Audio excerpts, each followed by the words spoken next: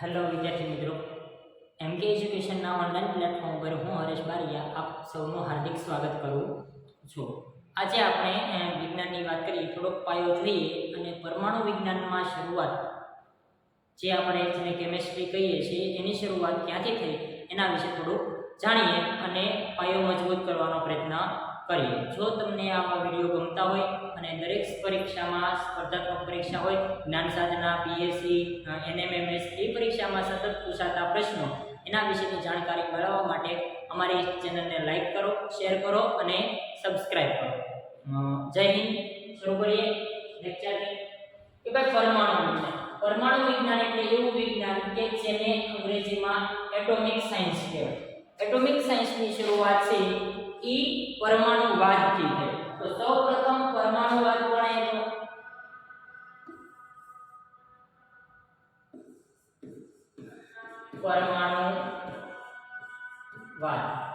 પરમાણુવાદ જો કોઈ આપ્યો હોય તો એ હતો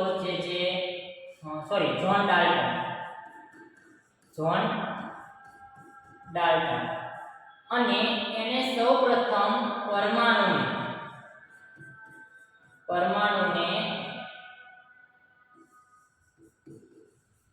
અવિભાજ્ય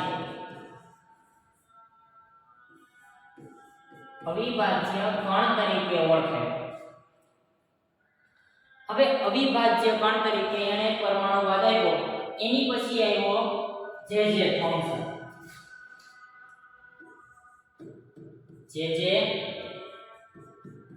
થોમ્સન.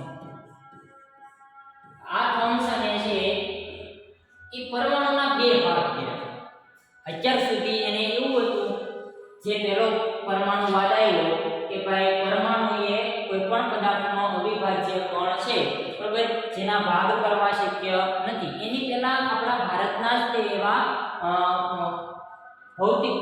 રસાયણશાસ્ત્રી મહર્ષિ કણાદ એને એવું કીધું કે ભાઈ જે કણનો ભાગ ન કરી શકાય એવું પણ કોઈ અસ્તિત્વ છે.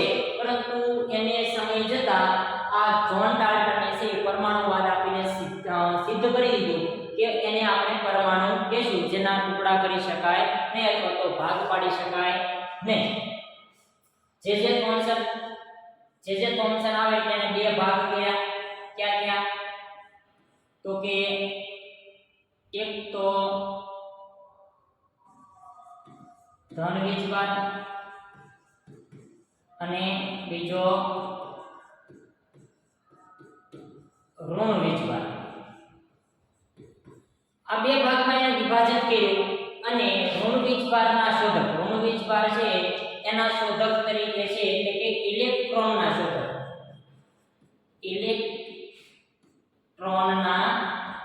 શોધક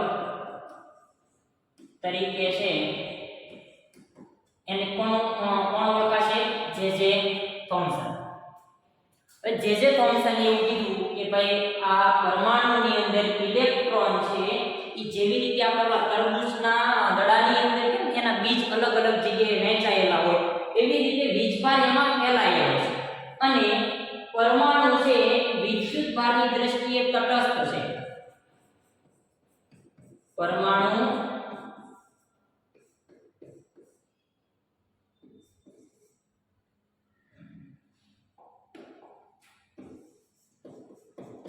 વીજભારની દ્રષ્ટિએ તટસ્થ છે એવું સૌપ્રથમ જો કોઈ કીધું હોય તો એ કોણ હતો? જે થોમ્સન. કારણ કે જેટલા કોઈ પરમાણુમાં પ્રોટોન હોય, પ્રોટોનને આપણે દર્શાવશું p વડે અને ઇલેક્ટ્રોનને દર્શાવશું પ્રોટોન બરાબર ઇલેક્ટ્રોનને e માઈનસ વડે દર્શાવશું. તો આ બંને જે છે એ બધા કોઈ પણ પરમાણુની અંદર કેવા હોય? સમાન હોય. પ્રોટોન અને ઇલેક્ટ્રોન સમાન હોય, એટલે કે ધન વીજભાર અને ઋણ વીજભાર બંને સમાન હોવાથી એને છે વિદ્યુત ભારની દ્રષ્ટિએ કેવો કીધો? તટસ્થ કીધો. સમજાય છે? ઈ પછી આપણે વાત કરીએ ટૂંકમાં. પહેલા તમને આખો પરમાણુ અહીંયા સમજાવી દઉં, આપણે હમણાં કાઢી નાખશું. પછી આવડા બધા વસ્તુ શીખે ને એની પહેલા એક વસ્તુ શીખી લઈએ. આખો પરમાણુ છે, પરમાણુ વિજ્ઞાન શીખીએ ને એની પહેલા તમને સમજાવી દઉં કે પરમાણુ છે કે ભાઈ પરમાણુ એક પોલા ગોળા જેવો હોય, જેની મધ્યમાં એક નાનું એવું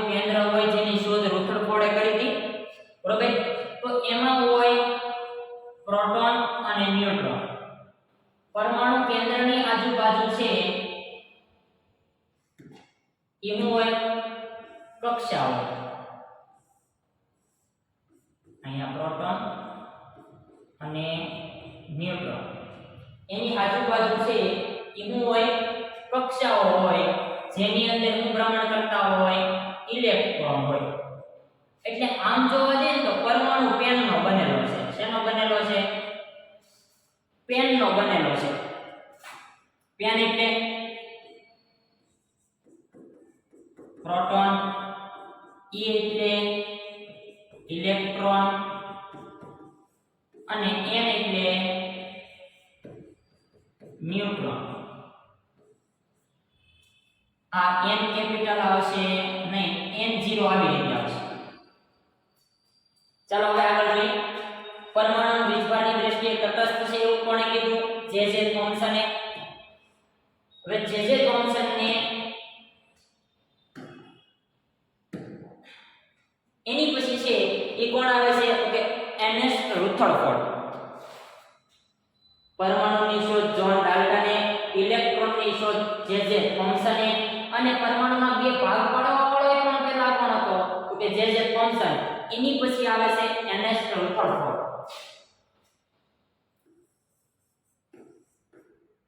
અર્નેસ્ટ રુથરફોર્ડ. એનએસ રુથરફોર્ડ જે છે એને સૌપ્રથમ છે પરમાણુ વિશે સરસ વાસ્તવિકતા છે એ પ્રગટ કરી. પણ એની પહેલા કીધું કે પરમાણુ કેન્દ્રના શોધક જો કોઈ હોય, પરમાણુ કેન્દ્રની શોધ કોણે કરી? તો કે એનએસ રુથરફોર્ડે. એની સિવાયની બે બીજી વસ્તુ આલ્ફા નામના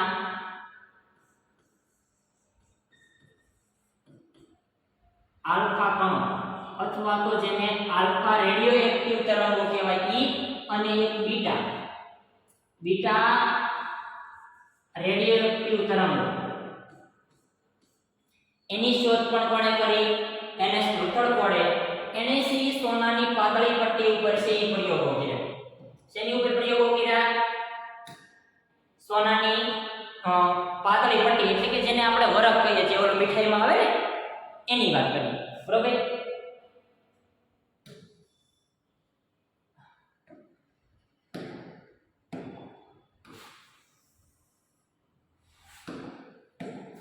ચાલો થોડું જોઈએ આગળ. બીજી એક સાથે સાથે આની સાથે શીખી લઈએ. આનો જે એક માસ છે ભાઈ, આની જેવો નાઇટ્રોજનના શોધક. નાઇટ્રોજનના શોધક એનું નામ છે ડેનિયલ રુથરફોર્ડ.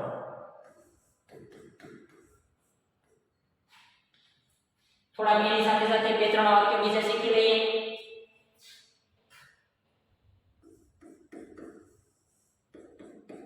હાઇડ્રોજનના શોધક કોણ છે? Henry Cavendish. પછી આમાં બે વસ્તુના શોધક તો આપણે જોઈ લીધા. પરમાણુવાદ જ્હોન ડાલ્ટન અને ઇલેક્ટ્રોનના શોધક. બે બાકી આપણા પેનની અંદર આપણે લખી નાખી P+ E- અને N0. આ બધાના શોધકોના નામ અહીંયા લખેલા છે ભાઈ, જરા જોઈ લેવું. આનું નામ છે E. ગોલ્ડસ્ટીન. ઘણી જગ્યાએ E. ગોલ્ડસ્મિથ પણ આપેલું હોય તો એ પણ સાચું પડશે. યાદ રાખજો, સ્ટીનની જગ્યાએ કદાચ સ્મિથ લખેલું હોય, E. ગોલ્ડસ્ટીનની જગ્યાએ E. ગોલ્ડસ્મિથ લખેલું હોય તો પણ આપણે શું કરશું? સાચું પાડશું. ઇલેક્ટ્રોનના શોધક તો આપણે લખી નાખેલા છે, જે થોમ્સન. અને ન્યુટ્રોનના શોધક જે ચેડવિક. ઓક્સિજનના યાદ છે કોઈને? ઓક્સિજનના શોધક યાદ છે કોઈને? નથી યાદ? કાંઈ વાંધો નહીં. ચાલો આગળ જોઈએ. ઓક્સિજનના શોધક છે જોસેફ પ્રેસ્ટલી. અને આના જો યાદ ન રહે તો જોસેફ પ્રેસ્ટલીની જગ્યાએ જોસેફ પેપ્સી યાદ રાખી લેવાનું. અને આની નાની જેવા આમાં એક માસી ભાઈ બીજા છે જે CO2 કાર્બન ડાયોક્સાઇડના શોધક છે. કાર્બન ડાયોક્સાઇડ ના શોધક જોસેફ કાળો યાદ રાખવાનું. યાદ રાખવાનું જોસેફ કાળો. કેવું? જોસેફ કાળો. પણ યાર કાળો તો આપણું ગુજરાતી નામ છે ભાઈ. આ જોસેફ કાળો એ કાળો આપણું ગુજરાતી નામ છે એટલે એનું નામ છે વાસ્તવિક જોસેફ બ્લેક. શું છે? Joseph black. જો બીજા યાદ ન રહે તો સામાન્ય રીતે છે ઈ યાદ રાખવાની શોર્ટકટ. કોણે કોની શોધ કરી એના માટે છે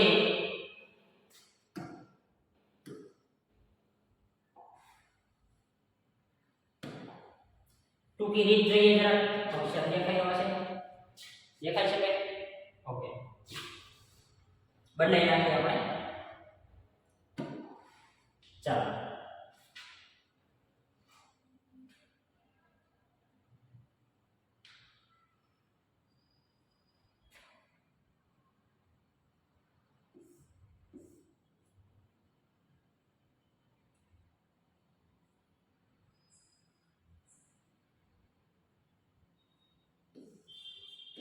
ચેન પડી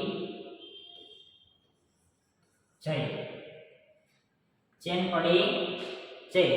ચેડવિક સિલિકોનના શોધક ન્યુટ્રોનના પ એટલે શું થાય? પ્રોટોન. પ્રોટોનના શોધક કોણ? ડી. ડી એટલે ગોલ્ડસ્ટીન.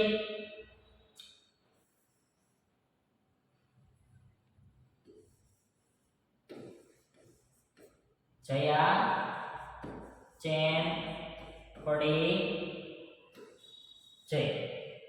આ અમુક ભાષામાં શબ્દો બોલાય છે, ખબર છે?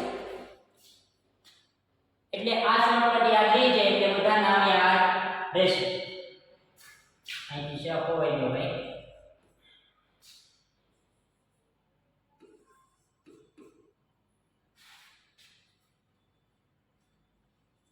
ચાલો થોડુંક આગળ વિચારીએ હવે.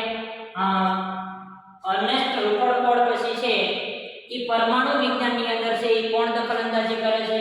તો કે પછી આવે છે બોહર. Niels Bohr. શું નામ છે? Niels Bohr. નીલ્સ બોહરે છે ઈ પરમાણુને બે ભાગમાં આની સિવાયના બીજા બે ભાગ તો આ ભાઈએ પહેલા પાડી દીધા હતા કારણ કે ત્યારે ન્યુટ્રોનની શોધ થઈ નહોતી. હવે પછી છે યાર ઈ ગોલ્ડસ્ટીન પછી કરી અર્નેસ્ટ રુકરફોર્ડ પછી છે ઈ નીલ્સ બોહરમાં આવે છે અને એને છે એક તો કેન્દ્ર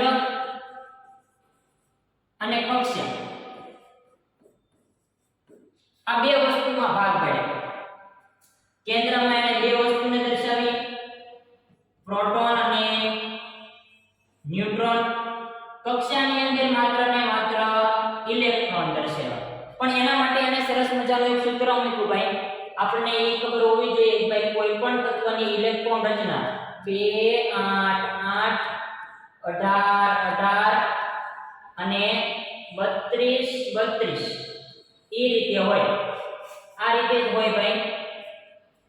ટોટલ 118 તત્વો શોધાયેલા છે. હમણાં આપણે લખશું બધા તત્વો કેટલા કુદરતી છે કેટલા કૃત્રિમ છે, બરોબર? પણ 118 તત્વોની ઇલેક્ટ્રોન રચના આ રીતે છે, બરોબર? તો એને છે આના માટે સૂત્ર આપ્યું કે કોઈ પણ કક્ષા, પહેલી કક્ષાને એને મૂકી દીધી કે કક્ષા 8 8 વાળી, બીજી કક્ષા કે L, આ M અને N કક્ષા.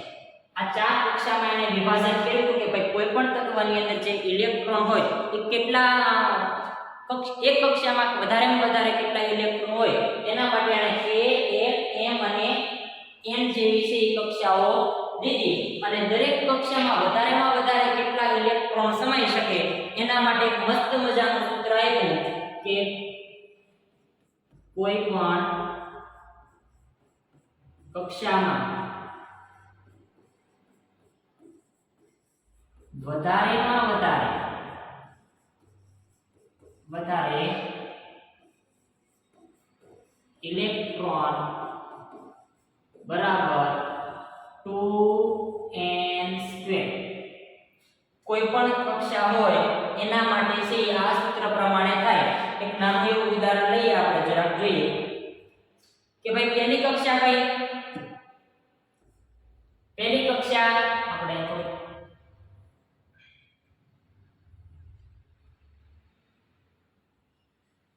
આના પ્રમાણે નામ આપી દઈશું. આ પહેલી, આ બીજી, આ ત્રીજી અને આ ચોથી. એના માટે છે એ આપણે પહેલી કે કક્ષા માટે જોઈએ.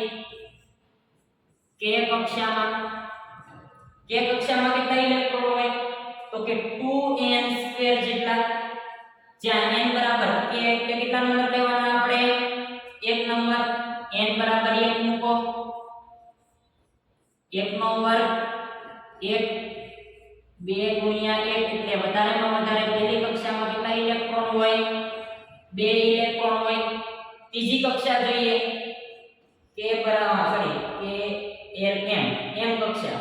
m બરાબર 3 એટલે સૂત્ર મૂકીએ 2n²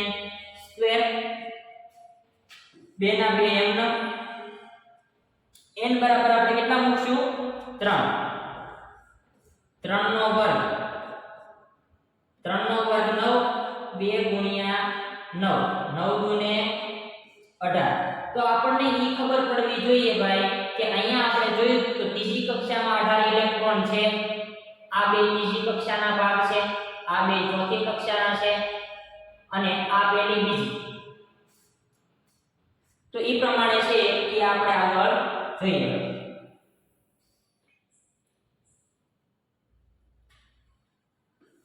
સમય થોડો ઓછો છે. એક થોડુંક પરમાણુ વિશે શીખી લઈએ. પહેલા આપણને એ ખબર હોવી જોઈએ કે પરમાણુ શેનો બનેલો છે? પરમાણુ પેનનો બનેલો છે. હવે તમને એ ખબર હશે કે આ પેન શું છે? પેન એટલે આ પેન નહીં. પેન p એટલે પ્રોટોન, e એટલે ઇલેક્ટ્રોન અને n એટલે ન્યુટ્રોન. આપણે આખો પરમાણુ દોરીને સમજ્યા ભાઈ કે ભાઈ પરમાણુના કેન્દ્રમાં શું હોય? અહીંયા હોય પ્રોટોન અને ન્યુટ્રોન અને ફરતા શું હોય? ઇલેક્ટ્રોન. ચાલો હવે થોડુંક વાત કરીએ પરમાણુ ક્રમાંક. પરમાણુ ક્રમાંકની જરાક વ્યાખ્યા લખીએ. શોર્ટમાં આપણને યાદ રહે એવી લખવાની છે ભાઈ આપણે. તો ટૂંકમાં યાદ રાખવાનું, કારણ કે આપણને પ્રશ્નો એમસીક્યુ સ્વરૂપે પૂછાવાના છે તો વ્યાખ્યા આપણા માટે કોઈ કામની છે નહીં. કેન્દ્રમાં રહેલા પ્રોટોનની સંખ્યા એને શું કહેવાય? પરમાણુ ક્રમાંક. દર્શાવાય એના તરીકે કેપિટલ Z તરીકે. બરોબર? એટલે અને પાછું લખાય કેવી રીતે? તો કે દાખલા તરીકે હાઇડ્રોજન આપણે લખવો હોય, આ હાઇડ્રોજન. તો હાઇડ્રોજનનો પરમાણુ ક્રમાંક કેટલો? 1. તો ઈ 1 અહીંયા લખાશે હાઇડ્રોજનની નીચે આગળની બાજુ. પછી જોઈએ પરમાણુ દળ અથવા તો પરમાણુ ભાર. પરમાણુ ભાર એને કહેવાય તો કે પરમાણુના આમ તો લાંબુ નથી કરવું. કેન્દ્રમાં રહેલા p + n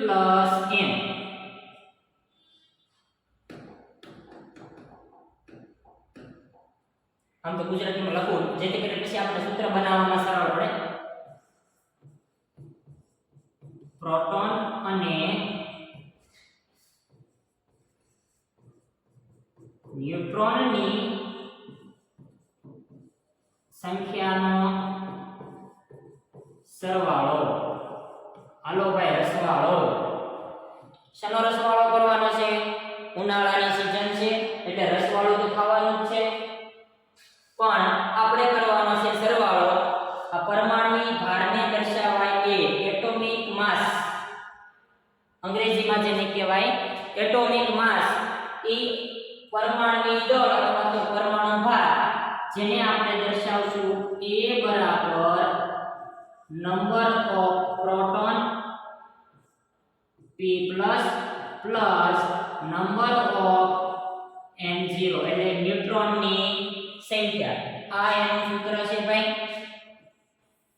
અને એનો એકમ છે AMU, એટોમિક માસ યુનિટ. શું નામ છે? એટોમિક માસ યુનિટ. આટલે સુધી સમજાયું છે. આગળના લેક્ચરમાં આપણે છે એ સમસ્થાનિકો વિશે શીખીશું. સમસ્થાનિકો કે ભાઈ જેના પરમાણુની ક્રમાંક સરખા હોય પરંતુ પરમાણુની ગળાંક જુદા જુદા હોય એને છે એવું કહેવાય સમસ્થાનિકો. એની સિવાયનો આમાં જરીક નાનું એવું બાકી રહી ગયું છે, પછી આપણે લેક્ચરને વિરામ આપીએ કે ભાઈ આ દર્શાવવું હોય તો કેવી રીતે દર્શાવાય. તો આપણને ખબર છે કે સોડિયમ કેટલામા નંબરનું તત્વ છે? 11મા નંબર. 11મા નંબરનું તત્વ છે એટલે 11 તો છે પરમાણુ ક્રમાંક દર્શાવાય એમ કીધું ને, તો કે હા ભાઈ 11 એનો છે પરમાણુ ક્રમાંક. અહીંયા દર્શાવાશે 11 દુને 22, 22 પ્લસ 1 23. તો 23 એનો પરમાણુ દળ છે અને 11 એનો છે ઝેડ છે. બીજી એક વાત કરવાની હતી, એ તમને કહું છું કે ભાઈ કુલ તત્વો કેટલા છે? તો કે 118. એમાંથી કુદરતી કેટલા? કુદરતી તત્વો છે 94 અને કૃત્રિમ રીતે શોધાયેલા, કૃત્રિમ રીતે કેટલા છે? 24 તત્વો છે. ટોટલ છે 118. જય હિન્દ, જય ભારત.